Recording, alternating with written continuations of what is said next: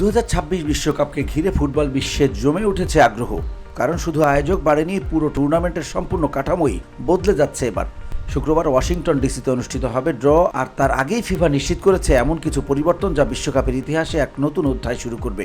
এবার দেখে নেওয়া যাক এবারের আসরের নতুন যেসব নিয়ম আসছে।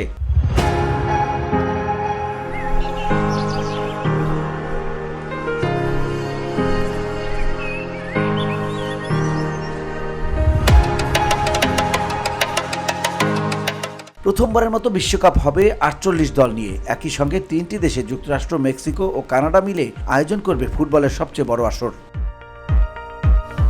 দল বাড়ছে টুর্নামেন্টের দৈর্ঘ্য। আগের মতো 4 সপ্তাহ নয়, এবার বিশ্বকাপ চলবে 5 সপ্তাহ, আগামী 11 জুন থেকে 19 জুলাই পর্যন্ত।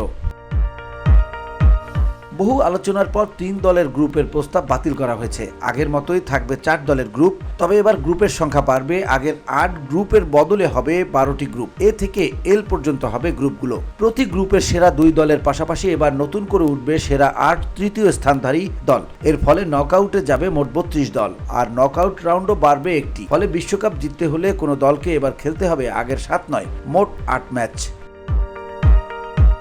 গত সপ্তাহে ফিফা আরেকটি নতুন নিয়ম ঘোষণা করেছে। নকআউটে থাকবে বেশ কিছু ফেভারিট জুটি। র্যাঙ্কিংয়ের শীর্ষ দলগুলো যাতে নকআউটের প্রাথমিক ধাপেই একে অন্যের মুখোমুখি না হয়, সেইভাবে তাদের পথ আলাদা করা হবে। যেমন স্পেন, আর্জেন্টিনা এবং ফ্রান্স, ইংল্যান্ড নিজেদের গ্রুপের শীর্ষে উঠলে তারা ধরা পড়বে আলাদা ব্র্যাকেটে।